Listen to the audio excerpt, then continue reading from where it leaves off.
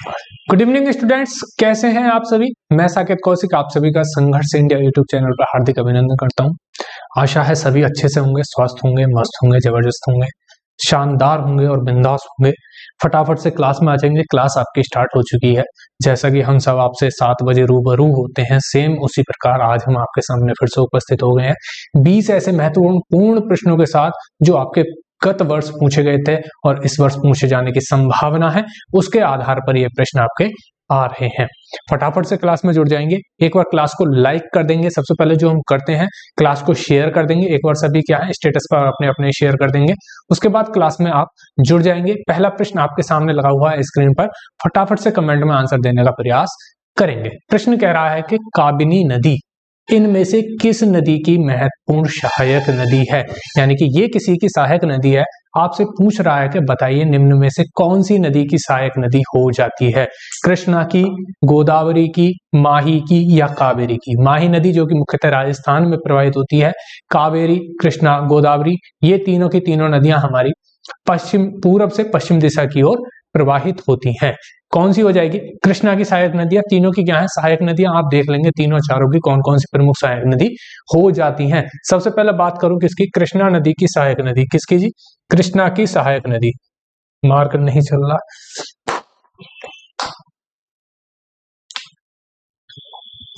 देखिए जी, कृष्णा की सहायक नदी लिख लोगे, पता नहीं किसकी कब पूछ ले। कृष्णा की प्रमुख कौन कौन सी हो जाएगी? घाट प्रभा हो जाएगी एक, घाट प्रभा।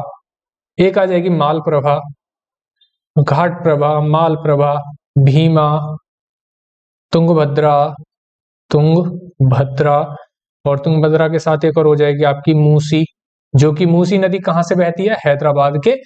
हैदराबाद से होकर के बहती है मूसी नदी। अभी मैंने पिछले 1-2 प्रश्न पत्र में ही आपसे पूछा गया था कि मूसी नदी किस शहर से होकर के प्रवाहित होती है। सेकंड दे रखा है गोदावरी। कौन सी जी? गोदावरी।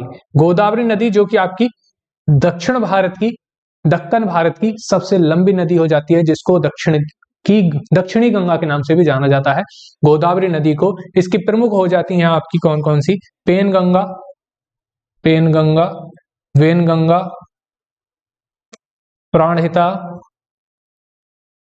मंजीरा, ये इसकी कुछ प्रमुख हो जाती हैं। मंजीरा है ना, ये इसकी कुछ सहायक नदियां हो जाती हैं। माही की सहायक नदी आपसे इतनी पूछी नहीं जाती है। कावेरी की काबिनी हो जाती है। कावेरी की सहायक नदी काबिनी हो जाती है। ऑप्शन नंबर चौथा इसका सही आंसर हो जाएगा। ऑप्शन नंबर 4 इसका राइट आंसर हो जाता है। अगले प्रश्न का आप जवाब देंगे। मैं इतने मार्कर में इंक डाल लेता हूं। प्रश्न पूछा जा रहा है कि भारत का प्रसिद्ध पारंपरिक त्योहार छठ पूजा निम्न में से किस देवता को समर्पित हो जाती है। छठ पूजा मुख्यतः साल में 2 बार मनाई जाती है। एक आपका होता है चैत्र में शुक्ल पक्ष की छठी तिथि को, और दूसरा होता है कार्तिक मास में शुक्ल पक्ष में छठी तिथि को ये आयोजित किया जाता है। यह प्रमुख त्योहार बिहार, पश्चिम बंगाल और हमारे उत्तरी भारत, उत्तर प्रदेश में क्या है इसको मनाया जाता है। पूर्वी उत्तर प्रदेश जो कि हमारे बिहार से सटा हुआ क्षेत्र है, बिहार से सटे हुए जिले हैं, उनमें यह त्योहार मनाया जाता है। आपने देखा होगा आपके यहाँ से भी क्या है, जो बिहार के लोग यहाँ पर काम करते हैं वो साल से साल छुट्टी नहीं लेते, लेकिन इस त्योहार के लिए क्या है 6-6 दिन के लिए छुट्टी लेकर के जाते हैं। किस लिए मनाया जाता है? पानी में खड़े होकर के सूर्य को अर्घ दिया जाता है। तो किसके लिए मनाया जाता है? सूर्य के लिए ही यह सेलिब्रेट किया जाता है। सूर्य की इसमें उपासना की जाती है। तीसरा ऑप्शन एकदम सही इसका आंसर हो जाता है। आशा है सभी ने एकदम सही आंसर दिया होगा जी। अगला प्रश्न देखें, लीजिएगा। अगला प्रश्न ये आ गया, भारत में अखिल भारतीय टेनिस संघ की स्थापना कब हुई थी? अखिल भारतीय टेनिस संघ की स्थापना भारत में आजादी से पहले ही हो गई थी। ऑप्शन में आपको लग रहा होगा अच्छा 1956 है, तो इसको आप नजरअंदाज कर देंगे। 1920 में अखिल भारतीय टेनिस संघ की स्थापना हुई थी। वर्तमान में इसके अध्यक्ष अनिल जैन हो जाते हैं। अगर आपसे पूछ ले कि वर्तमान में इसके अध्यक्ष कौन है, तो आप सही आंसर लगा देंगे अनिल जैन। लिख लेंगे वर्तमान अध्यक्ष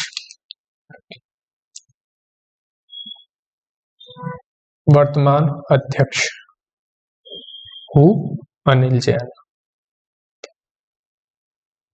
ऑप्शन नंबर कौन सा सही हो जाएगा इसका?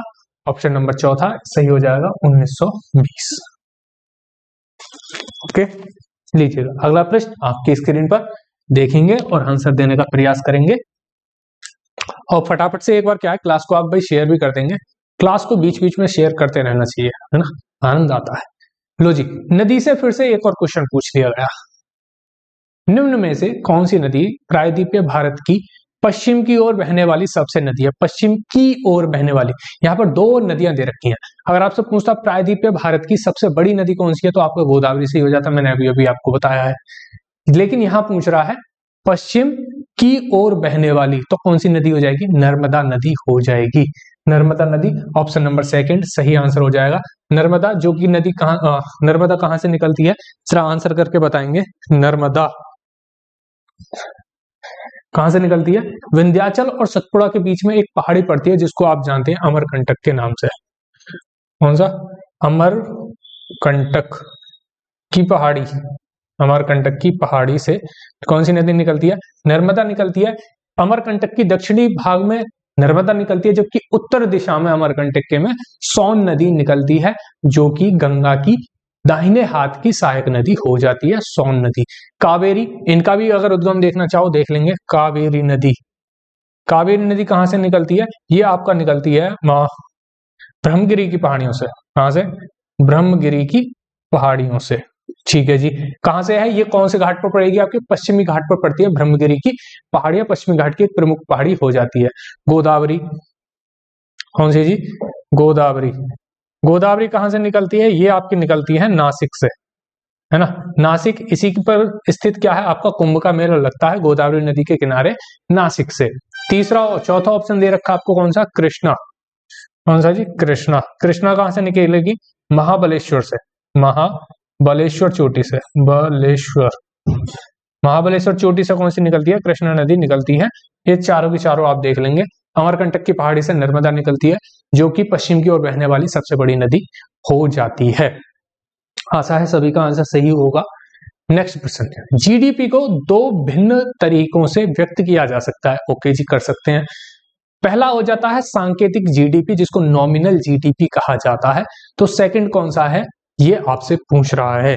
देखिएगा, जीडीपी को दो, क्वेश्चन कह रहा है तो मान लेते हैं उसकी दो प्रकार से क्या है व्यक्त किया जा सकता है। एक आपका नॉमिनल और दूसरा कौन सा है वो आप कमेंट बॉक्स में लिखेंगे। इतने हम नॉमिनल को क्या है डिफाइन करते हैं। नॉमिनल जीडीपी बेसिकली होता क्या है का जो विद इन 1 ईयर में, लास्ट 1 साल में मार्केट प्राइस पे जो जीडीपी कैलकुलेट की जाती है उसको नॉमिनल जीडीपी कहा जाता है। ये वास्तविक जीडीपी से क्या है अधिक होती है। जबकि सेकंड टाइप जो होती है वो आपकी वास्तविक जीडीपी होती है। सेकंड वाली वास्तविक जीडीपी जो हमारी बेस ईयर पर कैलकुलेट किया जाए या फिर स्थिर मूल्यों पर जो हम कैलकुलेट करते हैं उसको वास्तविक जीडीपी के नाम से जाना जाता है। तो सेकंड कौन सी हो जाएगी इसकी? रियल जीडीपी हो जाती है। ऑप्शन नंबर 3 इसका सही आंसर है। सभी का सही आंसर है। चलिएगा हम देख लेंगे बाद में किस किस का सही आंसर है, हम सब देख लेते हैं, है ना। अगला प्रश्न देखें, ये रहा अगला प्रश्न। निम्नलिखित में से किस राज्य में जन्म के समय जीवन प्रत्याशा सबसे अधिक हो जाती है? जन्म के समय जीवन प्रत्याशा, बेसिकली अगर कहा जाए तो ये आपका क्या है, एक एवरेज आयु आपसे पूछ रहा है ना। किस राज्य की सबसे ज्यादा एवरेज आयु सबसे ज्यादा हो जाती है? जी भैया, अगर भारत की बात करें वर्तमान में लगभग 72% जीवन प्रत्याशा हमारे भारत की हो जाती है, जबकि वर्तमान में केरल की 74% हो जाती है। केरल की कितनी है जीवन प्रत्याशा? केरल कितनी हो जाती है? 74.9%। और जबकि भारत की कितनी हो जाती है? 69%, लगभग हो जाती है इतनी। ये केरल की है, ये भारत की जीवन प्रत्याशा हो जाती है। सही आंसर इसका केरल हो जाएगा। सेकंड ऑप्शन इसका राइट आंसर हो जाता है। ओके सर, सेकंड नंबर पर अगर पूछ ले आपका सेकंड नंबर पर कौन आता है तो दिल्ली इसकी सेकंड नंबर पर आ जाती है 73% के अनुसार। निम्नलिखित क्रिकेटरों में से किसे ICC ODI cricketer of the year 2021 से सम्मानित किया गया था? कौन सा वो प्लेयर हो जाता है? देखिएगा, इसमें मैंने तीनों फॉर्मेट के आपके ऑप्शन लगा दिए थे। ये बेसिक क्वेश्चन पूछा गया था आपसे साल 2021 की जीडी के एग्जाम में 2020 का बेस बना करके 2020 का जिसमें रोहित शर्मा ओडीआई के क्रिकेटर ऑफ द ईयर रहे थे। 2021 की बात करें तो बाबर आजम पाकिस्तान के क्रिकेटर ऑफ द ओडीआई के प्लेयर रहे थे। क्रिकेटर ऑफ द ईयर कौन रहे थे? बाबर आजम रहे थे। ऑप्शन नंबर तीसरा तो इसका सही आंसर हो जाता है। टी20 की बात करें तो टी20 में कौन हो जाते हैं? मोहम्मद रिजवान। मोहम्मद रिजवान किसमें है? T20 world ICC T20 cricketer of the year, cricketer of the year T20 format के हो जाते हैं। ये किसके हो जाते हैं? ओडीआई फॉर्मेट के हो जाएंगे। जबकि टेस्ट क्रिकेट के कौन हो जाते हैं? जो रूट हो जाते हैं, यानी कि ऑप्शन नंबर 4 कौन हो जाते हैं? टेस्ट में, test cricketer of the year कौन हो जाते हैं? जो रूट हो जाते हैं। ओके, विराट कोहली कुछ नहीं हो जाते। विराट कोहली वर्तमान की टी20 आईसीसी टी20 की जो टीम बनी है उसमें विराट कोहली आपके विराजमान है, विराट कोहली हो जाते हैं। दूसरा आपके कौन हो जाएंगे? अरे गुजरात से जो लड़ते हैं, खेलते हैं भाई, उनके कैप्टन हार्दिक पांड्या, ये दोनों आपके स्थित हो जाते हैं। मानव शरीर की सबसे छोटी और सबसे लंबी हड्डियां क्रमशः कौन कौन सी होती हैं? सबसे छोटी की बात करें तो हमारे कान में एक हड्डी पाई जाती है। सबसे बड़ी की बात करें तो हमारी जंघा में एक हड्डी पाई जाती है। जंघा की हो जाती है आपकी फीमर, जबकि कान की हो जाती है स्टेपीस, है ना। स्टेप्स आपको पहले ऑप्शन में दिखाई दे रहा होगा। ऑप्शन नंबर 1 इसका सही आंसर हो जाएगा। स्टेप्स और फीमर ये हमारी शरीर की सबसे छोटी और सबसे बड़ी हड्डी हो जाती है। ये तो प्रश्न बहुत आसान था, सभी ने आंसर कर दिया है, बहुत अच्छी बात है, सभी का सही आंसर है। अगला देखेंगे, निम्नलिखित में से किसे भारत में रॉकेट तकनीक के अगुवा होने का श्रेय दिया जाता है? अगुवा बहुत शब्द प्रयोग हुआ है पिछले कुछ वर्षों में और इससे पहले बहुत ज्यादा यूज हुआ करता है। अगुवा बेसिकली अगर बिहारी भाषा में कहा जाए तो वह व्यक्ति जो शादी ब्याह करवाता है उसको अगुवा कहा जाता है। लेकिन यहाँ अगुवा कहा है अगुवाई करने वाले को, जो किसी भी काम के लिए सबसे आगे खड़ा मिले वो कौन होता है? अगुवा होता है। तो कौन व्यक्ति था जो रॉकेट तकनीक में सबसे आगे खड़ा हुआ था इन चारों ऑप्शन में से? बाबर, सुल्तान, अकबर या कॉर्नवालिस? बाबर की बात करें तो बाबर जो गोले थे ना, तोप के गोले, तोप के लिए निर्माता था बाबर, क्योंकि सबसे पहले बाबर ने ही उसका प्रयोग किया था भारत में। सेकंड नंबर पर आता है टीपू सुल्तान। टीपू सुल्तान उस समय बहुत ज्यादा वैज्ञानिक टेक्नोलॉजी वाले था।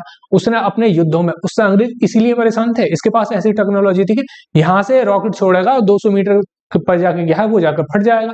पहले इसने बांस की टेक्नोलॉजी अपनाई थी, बांस से बनाता था रॉकेट। उसके बाद धीरे धीरे लोहे से बनाया।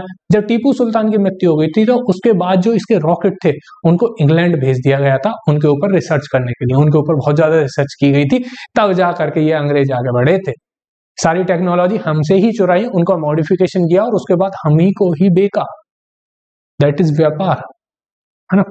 तो ये टेक्नोलॉजी में कौन सबसे आगे था? टीपू सुल्तान इसमें सबसे ज्यादा अगुवा था। टीपू सुल्तान ने उस समय रॉकेट का आविष्कार किया था। ये बारूद से भर करके क्या थे? रॉकेटों को छोड़ा करता था।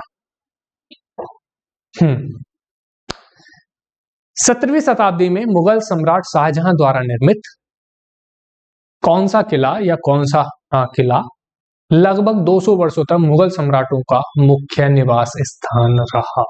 कौन सा किला? पहला आपका दे रखा है कौन सा जी? तुगलकाबाद का किला। तुगलकाबाद का किला जो कि स्थित हो जाता है दिल्ली में। बनाया गया था किसके द्वारा? तुगलक सुल्तानों के द्वारा इसको बनाया गया था।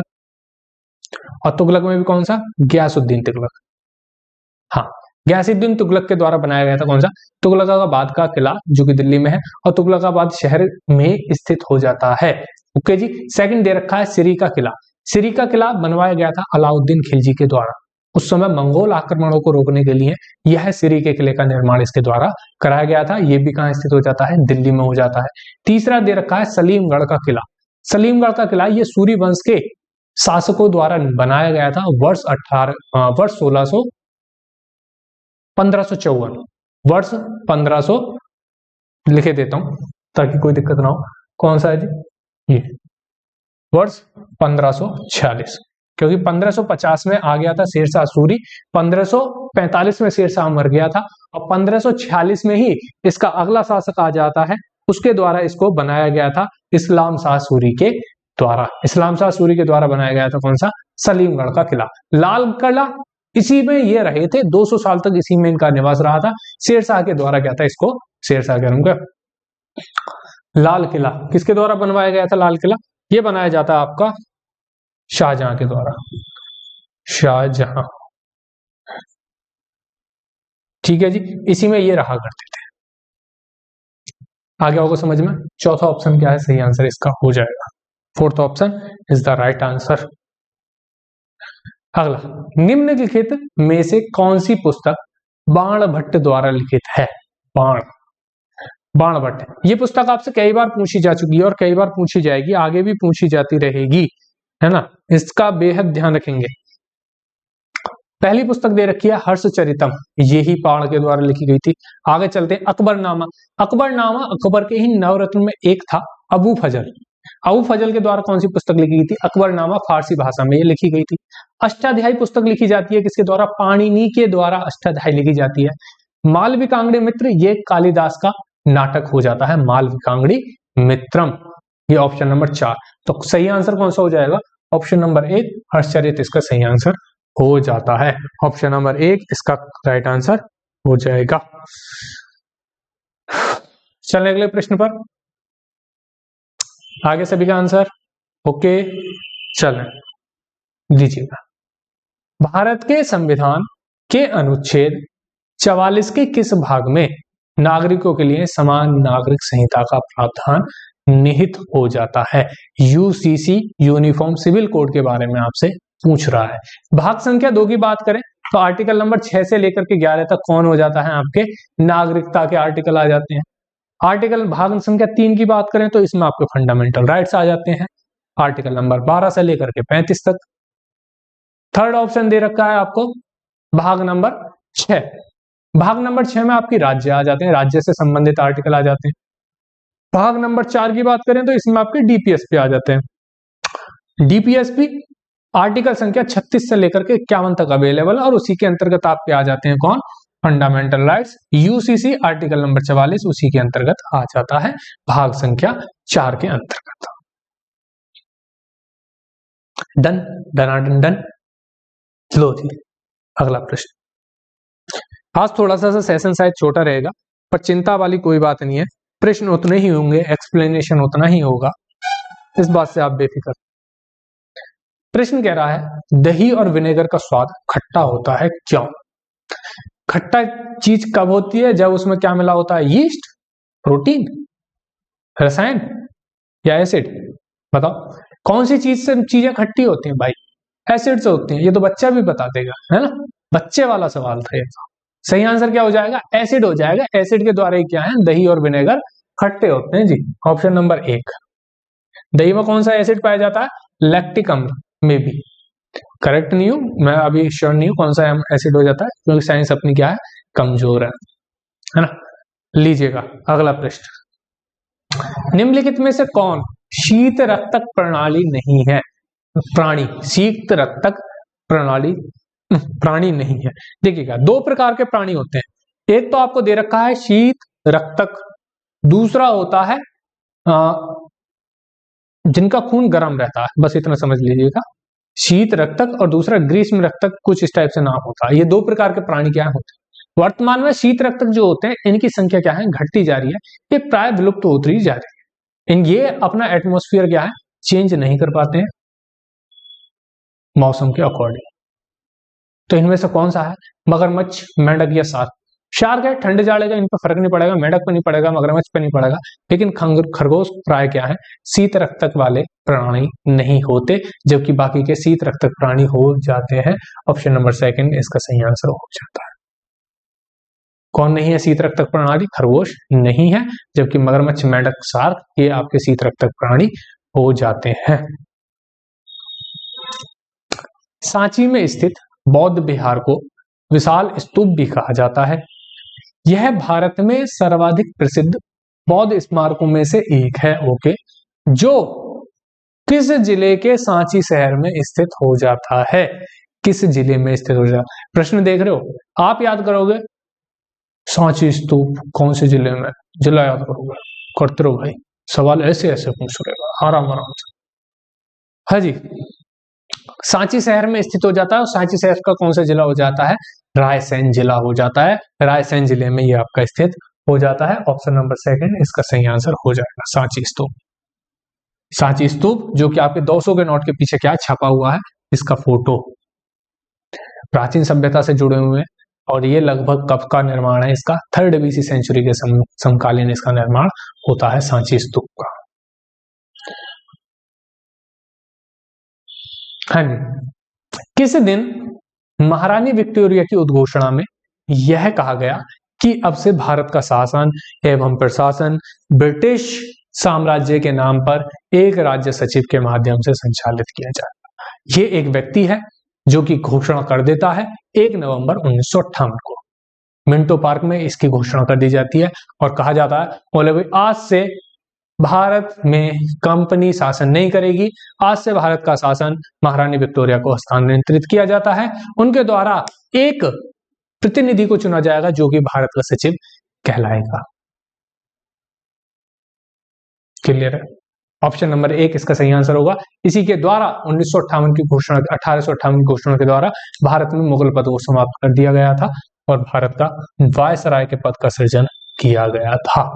भारत के पहले वायसराय कौन थे, ये आप मुझे कमेंट बॉक्स में लिख करके बताओगे। लीजिएगा अगला प्रश्न।